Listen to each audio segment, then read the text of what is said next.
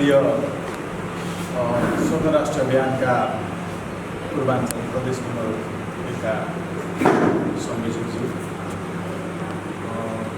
मेरो सल्लाहकार सरोज बरालज्यू, आदरणीय शिक्षक साथीहरू, शिक्षिका साथीहरू,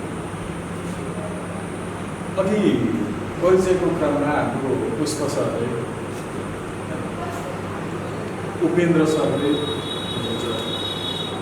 म चाहिँ एउटा निजी विद्यालयको पीडित शिक्षक हुँ, मेरो परिचय यति मात्रै हो भन्नुहुँदाखेरि के सोचेर पढाउन थाल्नु भएको थियो हाम्रो सुनिता दालज्यूले भन्नुहुँदाखेरि वास्तवमा कहाँ आइपुग्यौँ, कहाँ रहेछौँ हामी भन्नुहुँदाखेरि सरोज बरालज्यूले यस्तो लाग्दैछ कि अहिले त अपराध गरेको रहेछु यत्रो वर्षसम्म भन्नुहुँदाखेरि यो मान्छेहरू चपाएर बाँच्ने समाज, दीप ज्योति बाल्दै हिँड्ने अभियोग, यस्तो लाग्छ कि विद्यार्थीहरूलाई पढाएर यहाँसम्म ल्याउनु र दियो बाल्दै हिँड्नु र त्यो दियो बाल्नु नै आफैमा एउटा अभियोग हो, जुन अभियोगको अहिले एउटा दर्ज भएको छ अभियोग पत्र। भन्दै हुनुहुन्थ्यो कि मैले पढाएको क्षण सम्झिरहेको छु हाम्रो चर्चित ढुङ्गेलज्यूले। मैले पनि 14 वर्षको उमेरमा एसएलसी सकेर त्यसपछि पढाउन नै थालेको थिएँ र पढाउने काम मैले झन्डै 3 दशक गरेँ। अहिले केही महिना मात्रै भएको छ मैले छोडेको र अझै पनि सायद म यसपछि पनि फेरि क्लास लिन्छु। नर्सरी लेभलदेखि मास्टर्स लेभलसम्म, त्यति मात्रै होइन, इन्टरनेसनल अमेरिकन युनिभर्सिटीदेखि लिङ्कन युनिभर्सिटीसम्म अहिले पनि 2 महिना अगाडिसम्म म पढाइ नै रहेको थिएँ। इन्टरनेसनल ट्रेड लको विद्यार्थी हो, पढाउँदा सोसल स्टडिजहरूबाटै सुरु गरेको थिएँ पढाउन। अहिले यति बेला यस्तो लागिरहेको छ कि शिक्षा भनेको चाहिँ हामीले जानेका कुराहरू जति सबै बिर्सियो भने के बाँकी रहन्छ होला जीवनमा, हो त्यही शिक्षा। जीवनमा जाने जति कुरा सबै बिर्सिनु र त्यो बिर्सिएपछि जे बाँकी रहन्छ प्राप्त गरेको शिक्षा थियो। सायद अहिले यो पीडामा हामी परिरहेका शिक्षकहरूले जे जानेका थियौँ त्यो अब छोडिसक्यौँ, बिर्सिसक्यौँ।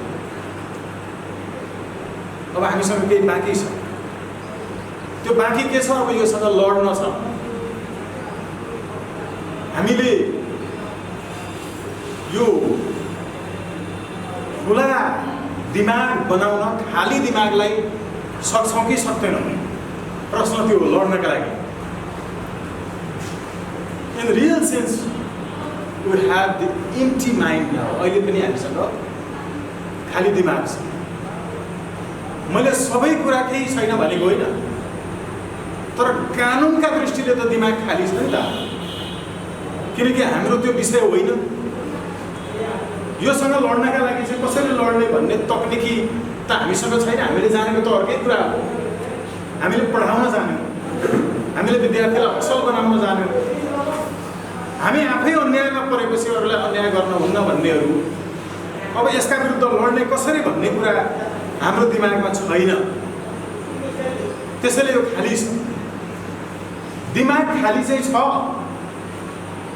मेरो पनि विज्ञानका दृष्टिले दिमाग खाली छ, केवल कानुनका दृष्टिले हो। अर्थशास्त्र पढेँ, राजनीति शास्त्र पढेँ, साहित्य पढेँ, मास कम्युनिकेसन पनि पढाएँ लामै समय। कुनै समय एकै ठाउँमा चर्चितिर म पढाउँथ्यौँ। यो बाहेक जस्तो मानव प्योर साइन्सको कुरा गर्ने हो भने मेरो दिमाग खाली छ। दिमाग खाली चाहिँ छ, तर यसलाई खुला चाहिँ बनाउन सक्दैन। केही कुराले रोकिरहेको छ। यो दिमाग खाली छ तर खुला छैन हाम्रो। त्यसैले हामी लड्न सकिरहेका छैनौँ। हामी यहाँ जे जति छौँ यो नै काफी छ, तर यसका विरुद्ध लड्नका लागि हाम्रो जो इम्प्टिनेस छ यहाँभित्र त्यसलाई खुला बनाउन सकेनौँ भने मैले जे विकल्प दिन्छु नि यहाँलाई लड्नका लागि, त्यो विकल्पमा धेरै शिक्षक साथीहरू तयार हुनुहुने छैन, किनकि उहाँको दिमाग खुला छैन, खाली मात्रै छ। खाली दिमाग बोकेर खुला नबनाइकन लड्न सकिँदैन। अहिले मैले दिने विकल्प यहाँको धेरैका लागि इक्वल्ली त्यो एक्सेप्टेबल हुँदैन, किनकि you have distinct association with, नभनौँ कि कुनै अमुक पार्टीसँग छ कि कुनै अमुक संस्थासँग छ, त्यसैले त्यो खुला हुन सकेको छैन र लड्न सक्दैनौँ। हामी धेरै ठुलो कुरा गर्दैनौँ, हामी धेरै ठुलो काम गर्दैनौँ, गरेका पनि छैनौँ। तर यति बताऊँ कि स्वतन्त्र राष्ट्रिय अभियानले अहिलेसम्म जे गरेको छ, एक्लै दुक्लै 4 जना 10 जना 12 जना 50 जनाले गरेको काम अहिलेसम्म असफल केही भएको छैन। दाबीका साथ भन्छु यो समाधान हुन्छ, हामी तयार छौँ कि छैनौँ। यो देशमा अहिलेसम्म जन्मिएका सबै कानुन व्यवसायीहरू 8 सालमा नेपालको प्रधान न्यायालय स्थापना भएदेखि अहिलेसम्म कसैले पनि राइट टु रिजेक्ट त हुँदैन भन्थ्यो त। संविधानमा छैन, केसँग बाजियो यो, अनि कसरी ग्यारेन्टी गर्न सक्छ सर्वोच्च अदालतले भन्थे त सबैले।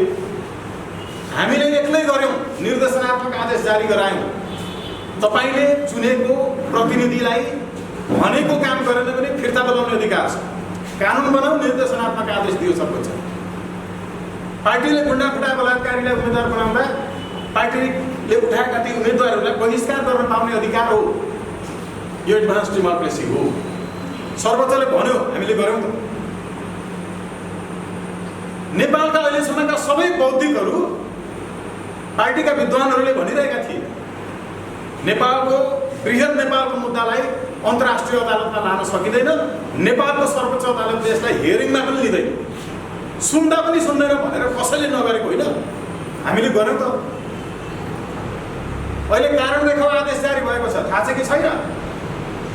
यस्तो कुराहरू थाहा हुँदैन कान्तिपुरलाई, यस्ता कुराहरू थाहा हुँदैन न्युज 24लाई। हामी जे गरिरहेका छौँ यस्ता कुरा थाहा हुँदैन राष्ट्रिय समाचार सञ्चार माध्यमहरूलाई, बिकज दे अल आर कन्सपर्ट। संसारमा नेपाल मात्रै यस्तो एउटा देश हो जुन देशको राष्ट्रिय दैनिक पत्रिकाले अर्कै देशको स्वाधीनता दिवसको दिन विज्ञापन छाप्छ फर्स्ट पेजमा र विदेशीको सोझो पैसा ल्याएर खान्छ। संसारको एउटा मात्रै यस्तो देश, संसारको एउटा मात्रै यस्तो देश हो नेपाल, जुन देशमा आएका विदेशी राजदूतहरूले मुस्ताङमा गएर एम्बुलेन्स बाँड्छन्, सप्तरी र यहाँ सुनसरीमा आएर विद्यालय उद्घाटन गर्छन्, त्यसको समाचार पत्रिकाहरूमा छापिन्छ। अरू देशमा दूतावास बसेको चौकिल्ला बाहिर जानुपर्दा नेपालका राजदूतहरूले पनि त्यो देशको परराष्ट्र मन्त्रालयको अनुमति पत्र लिएर मात्रै जान पाउँछन्। रोएर भनेका छन् हामीसँग राजदूतहरूले। इन्टरनेसनल ट्रेड लदेखि डिप्लोमेसीको त हामी पनि विद्यार्थी हो नि, पढाउने हो नि। नेपाललाई मात्रै न, अमेरिकाका विद्यार्थीहरू पनि पढाउने त म आफै पनि हो नि। अलिअलि त पत्याउँछन् होला नि जनता। धेरै ठुलो काम गर्दैन, सानो सानो काम गर्छौँ। आइफा अवार्ड हामीले रोकेको होइन, सकिँदै सकिँदैन भन्थे त। बल प्रयोग गरेर रोक्यौँ, त्यो बल हो, कानुनको बल हो, प्रज्ञाको बल हो, विजडम विचारको बल रोक्यौँ। सरकारले कानुनै ल्याएको थियो त, राजपत्रमा छापेर होइन 20 वर्ष। विषादयुक्त पदार्थ नेपाल चाहिँ परीक्षण नगरिकन ल्याउनका लागि कानुन संशोधन गरेर राजपत्रमा ल्याएको थियो। हामीले बदर गराइदियौँ, सम्भव छैन। जेमा हात हालेका छौँ नि अहिलेसम्म कुनै यस्तो मुद्दा छैन जो हामीले हात हालेर हारेको होस्, एउटा पनि। त्यो 4 जना एआइजीलाई तपाईँको चाहिँ सरकारले खोली नलगाइकन हटाएको होइन, हामीले गरेनौँ। मन्त्रालयमा हाजिर गराएका एआइजीहरूलाई प्रधान कार्यालयमा ल्याएर फुली लगाएर बिदा गर्न लगाए। एक्लै भए पनि शक्ति हुन्छ। जब तपाईँसँग विचार हुन्छ, त्यो विचारमा प्रष्ट भइसकेपछि शक्ति हुन्छ। र शक्तिको प्राप्ति कसरी हुन्छ? शक्तिको प्राप्ति जहिले पनि शक्तिहीनहरूले शक्तिको केन्द्रमा प्रहार गरेपछि हुन्छ। शक्तिको केन्द्रमा शक्तिहीनहरूले प्रहार गर्न थालेपछि शक्तिको प्राप्तिको सुरुवात हुन्छ। यो विज्ञान हो। संसारको कुनै पनि यस्तो क्रान्तिवीर जन्मिएको छैन जसको पहिले घर परिवार सब मिलेको होस्।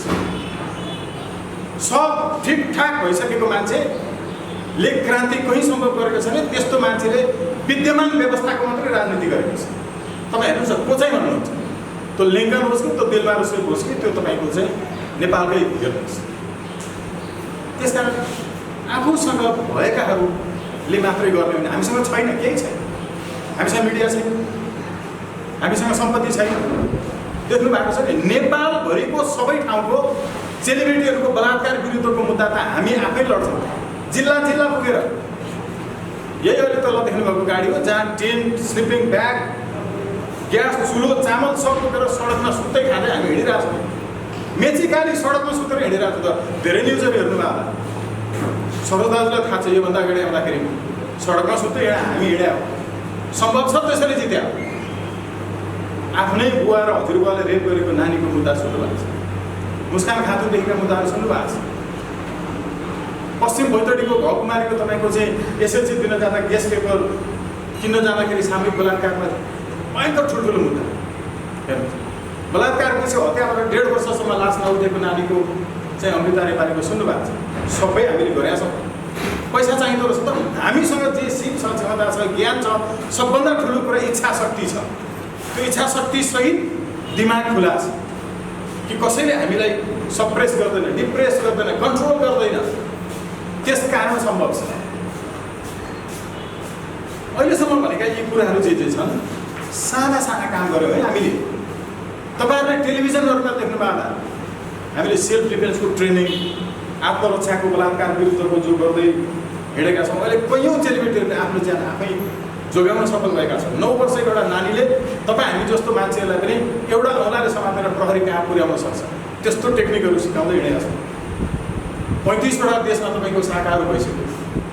अहिले तपाईँ वडा कमिटीहरू गठन भइरहेछन्। हेर्नु भएको होला हाम्रो वेबसाइटमा।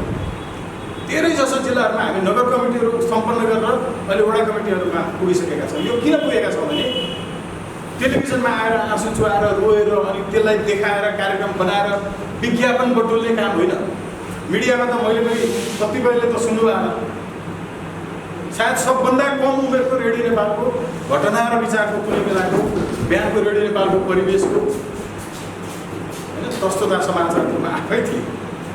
कति आउँदैन थिए मान्छे। अलि पाएको देखिनलाई दारी पालेर हिँड्नु पर्थ्यो। त्यो पानी यस्तो मलाई लागेको छ। यो भनेको के भने जब तपाईँसँग तर्क छ, वास्तवमा तपाईँको बाटो सुस्पष्ट छ, हामीले यहाँ बाटो बनाउन एउटा के हामी तयार छौँ कि यसरी नै हामी एउटा सेपिङ गर्छौँ, यसलाई यसका एजेन्डाहरू सेट गर्छौँ। यो एजेन्डा सेट गरेर हामी एउटै कुरो भन्छौँ कि यति लामो समयसम्म जसको श्रम प्राप्त गर्यो र कुनै प्राइभेट लिमिटेड अन्तर्गत दर्ता भएको स्कुलले नाफा कमायो, हामीलाई अहिलेसम्म यसरी प्रयोग गर्यो अनि हामीलाई चटपटे खाएर त्यो चटपटे खाएको कागजको खोस्टो फ्याले जस्तो फ्यालिदिने हो त। अघि एकदमै स्पष्टताका साथ भन्नुभएको छ सरोज दाजुले कि त्यसले मुनाफा कमाइरहेको बेलामा हामीलाई मुनाफा वितरण गरेको थियो। बिजनेस त रिस्क हो, कहिले घाटा हुन्छ कहिले नाफा हुन्छ, त्यो दुइटै बिहोर्न तयार हुनुपर्छ। अर्को कुरा यहाँलाई एउटा सुनाऊ, साथीले खिचिङ पनि रहनु भएको छ। यसमा समस्या छैन, यो सार्वजनिक भए पनि। म जेभियरमा चाहिँ पढाउँथेँ काठमाडौँ। मलाई त्यहाँ रेगुलर क्लास लिइरहेको थिएँ, तर अर्को महिना जाँदाखेरि पारिश्रमिक दिएन। सायद सुन्नु होला उहाँहरूले पनि। उहाँहरू अहिले नेपाल सरकारको राम्रो जिम्मेवारी प्राप्त गरेको राजनीतिक नियुक्ति प्राप्त गर्न पुग्नु भएको छ त्यो ठाउँमा। त्यति बेला पूर्वाञ्चलकै हुनुहुन्छ, जसले एडमिनदेखि लिएर तपाईँको त्यहाँ हेर्नु भएको थियो।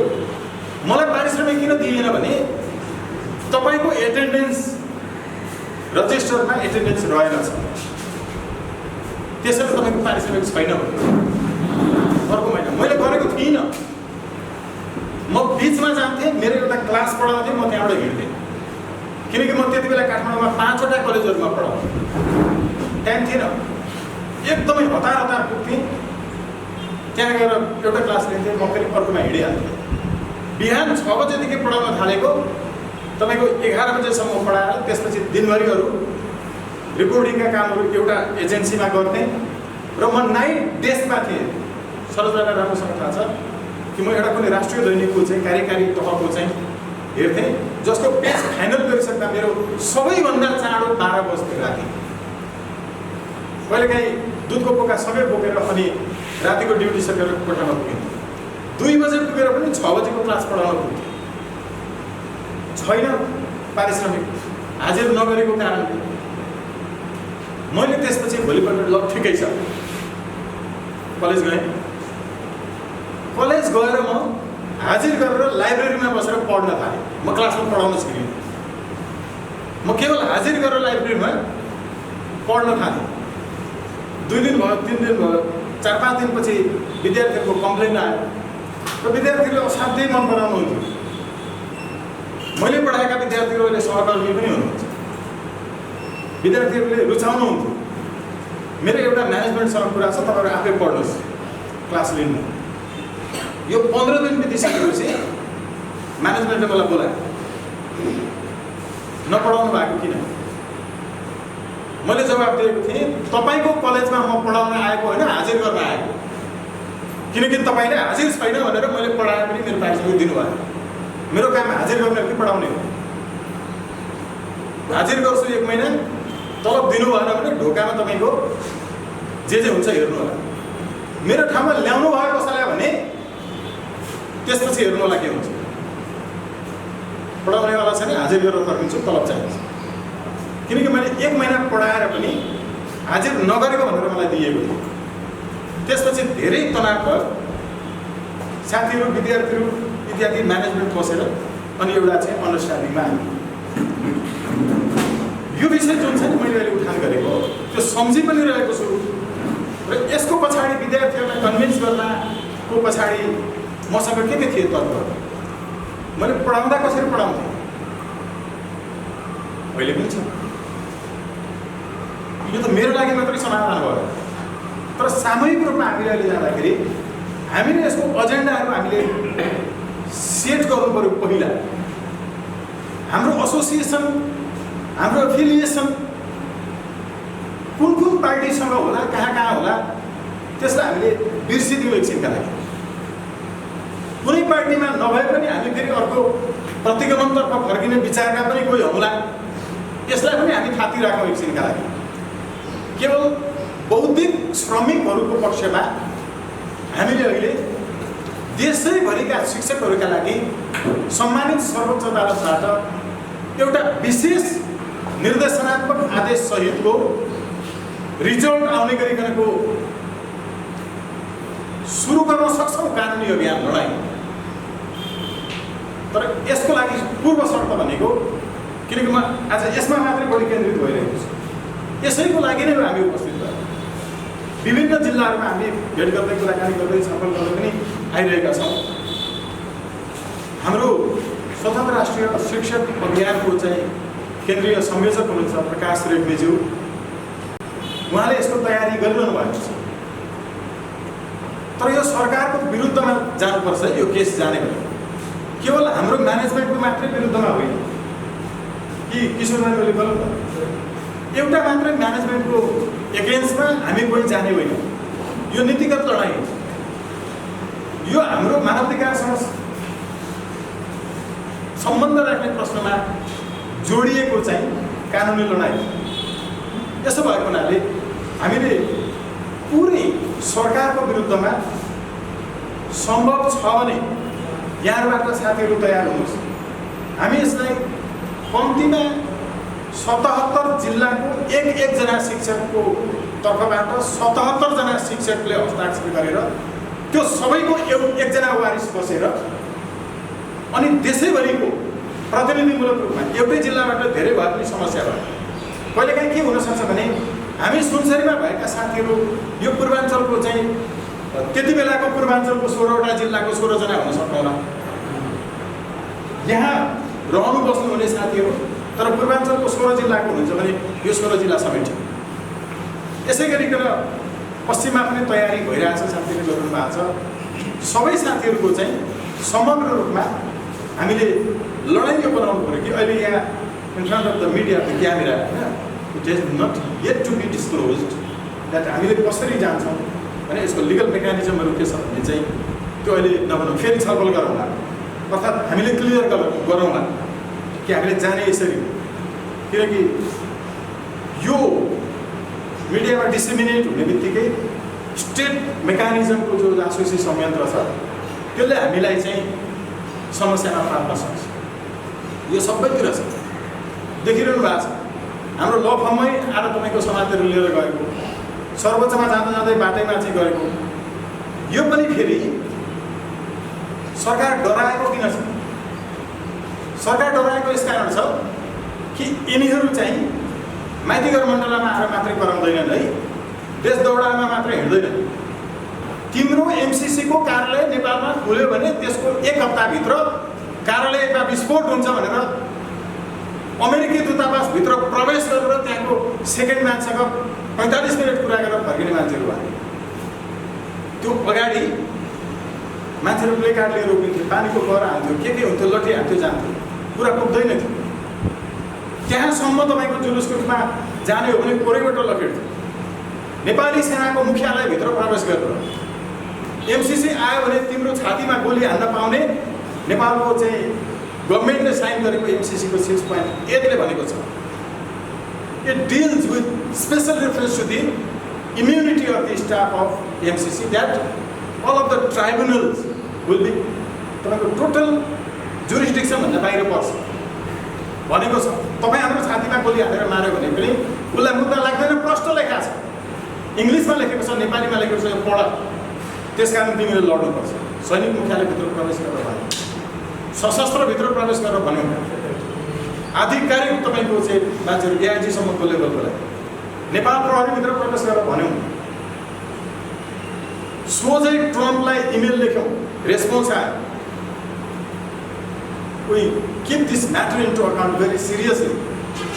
यतिसम्मको रिप्लाई आयो सरकारलाई केही न केही, किनभने हामी भोलि यो विषयलाई लिएर अन्तर्राष्ट्रिय अदालतमा गयौँ भने नेपाल सरकारले रोक्न सक्दैन।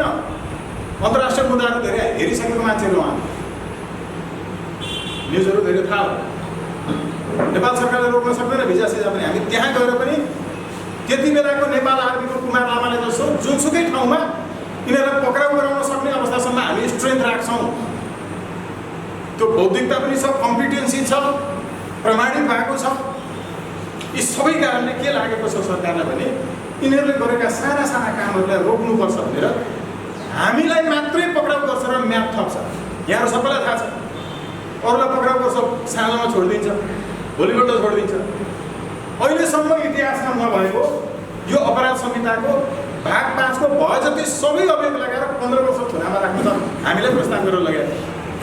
तीन पटक तपाईँको म्याप थपेर यो किन गरिरहेको छ? यहाँ अरू के अभियान इत्यादि के भन्नेहरूसँग डराएको छैन है सरकार।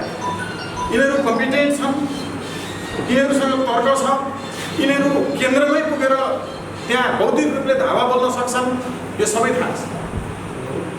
यसकारण हाम्रो सबै यहाँ पनि के भयो, हरेक जिल्लामा राष्ट्रिय अनुसन्धान विभागले हाम्रो जिल्लाको कमिटीमा रहेका मान्छेहरूको लिस्ट तयार गरेर सोधी खोजी गरिरहेको छ। सबै हाम्रो दोबी चाहिँ नगर समितिको चाहिँ संयोजन गरिरहनु भएको छ पवित्राजीले, उहाँलाई पनि आइरहेको थियो पोखरादेखि सबै ठाउँमा।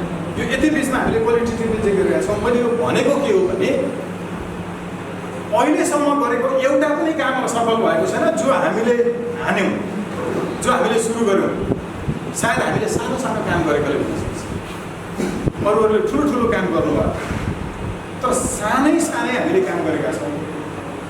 यो पनि मैले सानो भन्दा यहाँलाई चित्त दुख्ला कि यो कुरा एकदम मिडियामा रोना धोना गर्दै अर्को उहाँलाई यस्तो भयो। अहिले यो चाहिँ तपाईँको आंशिक शिक्षकहरूका लागि चाहिँ यो अभियानले ल्याएर दसैँमा चामलको बोरा हामी लिन तयार छौँ र छैनौँ, हाम्रो आत्मसम्मानले दिँदैन। अघि सरोज राईले भन्नु हो, त्यो गर्नेहरूको चाहिँ फेरि एकदमै धेरै ठुलो हुन्छ नि होला यो देश। त्यस्तो गर्नेहरूको चाहिँ जसले क्वालिटेटिभ चेन्ज ल्याउनका लागि काम गरिरहेको छ, हामीले गरिरहेका छौँ। धेरै होला गरिरहेका छैनौँ, क्रमशः गरेका सबै कामहरू सफल हुँदै आएका छन्। यसरी गरेका धेरै कामहरू मध्ये हामीले अहिले यो विषयलाई जसरी थियोराइज गर्न खोजिरहेका छौँ, जसरी यसलाई सैद्धान्तिकीकरण गर्न खोजिरहेका छौँ, जसरी यसलाई सधैँका लागि हामीले सुव्यवस्थित गर्न खोजिरहेका छौँ, यसको सवालमा पूर्व शर्त फेरि एउटै छ। मैले अघि पनि भने कि हामीले यो खालीलाई खुला बनाउन जरुरी छ।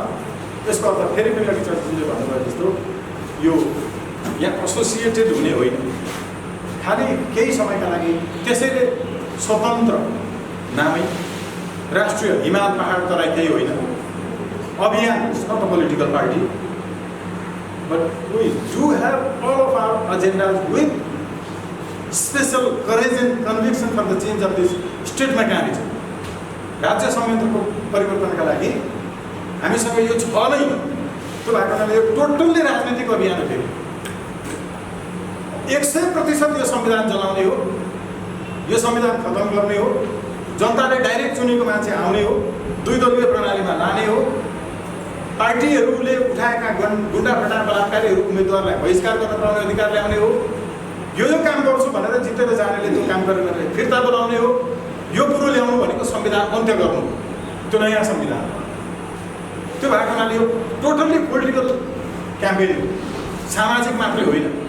तर हामी सामाजिक कामहरू गर्दै गरेका छौँ। जुन सामाजिक कामहरू गर्छौँ त्यसमा हामी अभियानको यो राजनीतिक दर्शनलाई, यो विचारलाई हामी जोडिरहँदैनौँ, किनकि यसमा सबैको भलाइ छ। सबैको भलाइ भएको हुनाले हामीले अब यसलाई सोचौँ कसरी भने एकदमै म छोटकरीमा अब अलिकति कन्क्लुड गर्न चाहन्छु कि ओभरअल अहिलेको शिक्षासँग सम्बन्धित हाम्रो धारणा के छ? यो अहिलेको समस्या हो। यो समस्याको समाधान हाम्रो पुरै नेपालको शैक्षिक नयाँ युगको थालनी गर्ने यो बाटो होइन। हामीले परिकल्पना गरेको के छ भने 18 देखि 24 वर्षसम्मका सबै युवाहरूलाई, त्यो मधेसी होस्, मुस्लिम होस्, जोसुकै होस्, 18 देखि 24 वर्षसम्मका सबै युवाहरूलाई सैनिक स्वयंसेवा, त्यो सैनिक स्वयंसेवा जाने बित्तिकै नेपालभरिको जङ्गलभरि खाली जमिन कति छ? त्यो खाली जमिनमा तपाईँले चाहिँ बेसार, इस्कुस, भिरौला, कोदो इत्यादि जे खाद्यान्नहरू त्यो 18 देखि 24 वर्षसम्मकोले 2 घण्टा मात्रै दिनमा काम गर्यो भने नेपालको सम्पूर्ण नागरिकहरूलाई खान पुग्ने उत्पादन हुन्छ र 34 सालको जस्तो यहाँबाट हामीले रसासम्म खाद्यान्न निर्यात गर्ने युग आउनेछ। उसको स्वास्थ्य निःशुल्क हुन्छ, उसको शिक्षा निःशुल्क हुन्छ, उसको आवास निःशुल्क हुन्छ र गर्न सकिन्छ। हामीले यत्तिकै डक्टरहरूको, वकिलहरूको, पाइलटहरूको, इन्जिनियरहरूको अघि भन्दा त्यो 58वटा पेसागत र विज्ञहरूको समूह बनाएका छन्। पिएचडीहरूको बेग्लै एउटा चाहिँ तपाईँको कन्सोर्टियम छ जसको पिएचडी अहिलेसम्म यो देशको सरकारलाई काम लागेन, योजना छ उहाँहरूसँग। यहाँ मभन्दा कयौँ चाहिँ बौद्धिक व्यक्तित्वहरू हुनुहुन्छ, मेरो चाहिँ काकाको उमेरको मान्छेहरू हुनुहुन्छ। यहाँ त थाहा छ नि पञ्चायतकालमा चाहिँ विद्यार्थीहरूलाई 6 महिना गाउँ-गाउँमा चाहिँ पठाएर त्यहाँ स्टडी गर्न लगाएर ल्याएका योजनाहरूलाई, राष्ट्रिय योजना आयोगले कसरी इन्कर्पोरेट गरेर ल्याउँथ्यो? हामीले त त्यो छोड्यौँ। पञ्चायतकै कुरा किन नगर्ने?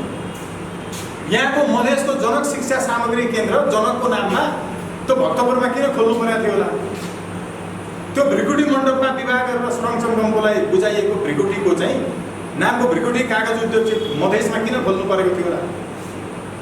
त्यति बेलाको यो समन्वयात्मक दृष्टि जुन छ वास्तवमा शासकहरूको, त्यो राम्रै कुरा थियो।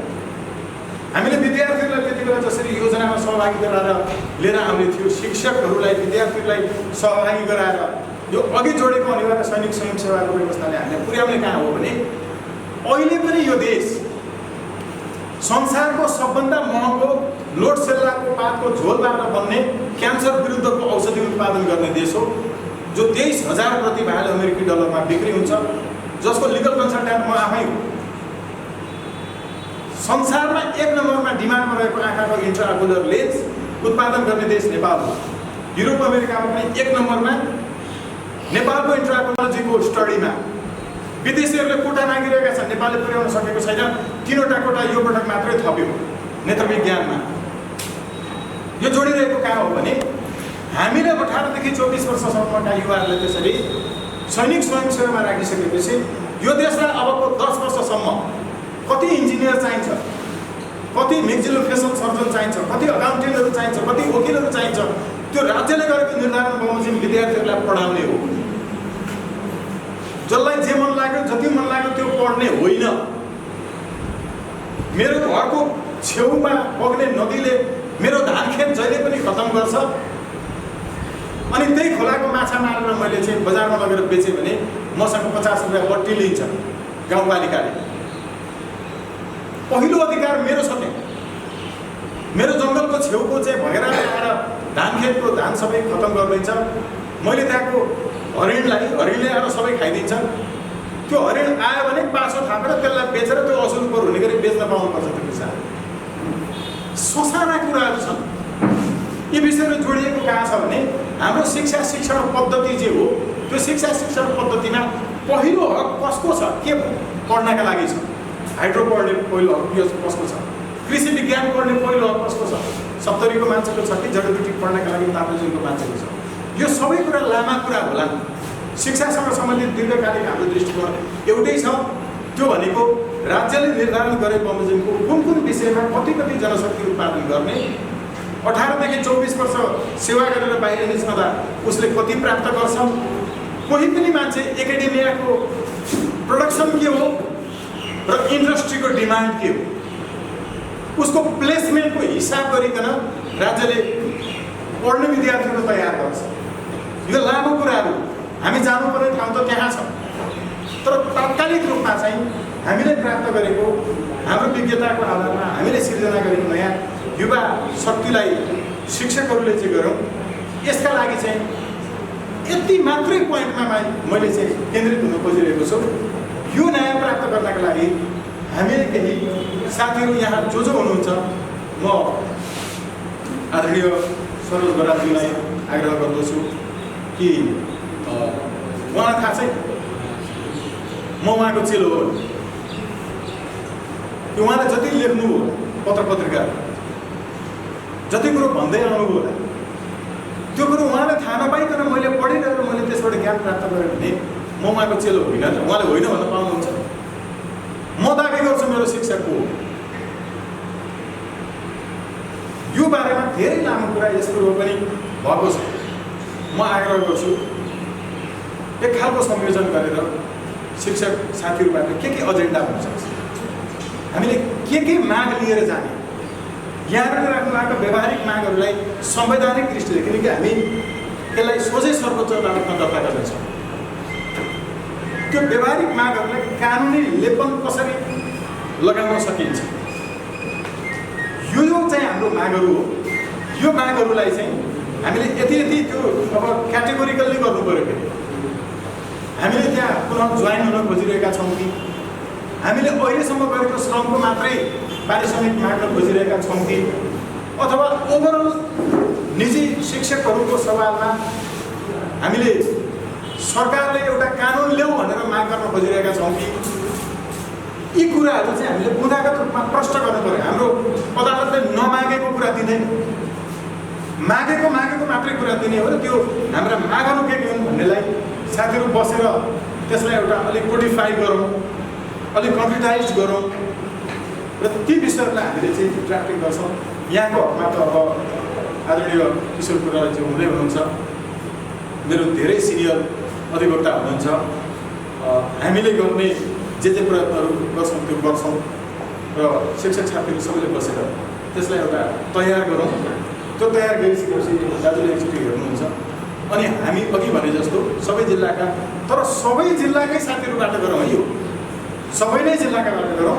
यदि सम्भव भएन त्यस्तो भने अन्तिममा के गरौँ भने सबै जिल्लाकै मान्छे काठमाडौँमा बसेर त प्राइभेट स्कुलहरूमा टिचिङ त गर्नुभएको छ, त्यहाँबाटै जिल्लाहरूको प्रतिनिधित्व गरौँ। त्यो ठेगाना लेख्दाखेरि काठमाडौँ आएर पढ्नु हुने बझाङको हुम्ला जुम्लाको साथीहरू हामीसँग हुनुहुन्छ, उहाँहरूको समेतको गरेर 77 कम्तीमा 77 जनाको तयार गरेर गरौँ र अनि हामी यो लडाइँमा अगाडि जाउँ। यसले कम्तीमा दीर्घकालिक एउटा दिशानिर्देश गर्छ र तात्कालिक रूपमा पनि हाम्रो अन्याय जे भोगेका छौँ त्यसको पनि एक क्षतिपूर्ति प्राप्त हुन्छ। अहिलेका लागि मैले यो नै विशेष सन्दर्भमा यति विचार गर्दा आभार व्यक्त गर्छु, धन्यवाद ज्ञापन गर्छु र आशा गर्छु कि हामीहरू एकजुट हुन सक्छौँ र यो लडाइँमा हामीले विजय प्राप्त गर्न सक्छौँ। यो निश्चित छ, पहिला भिजनलाई क्लियर गरौँ। धन्यवाद।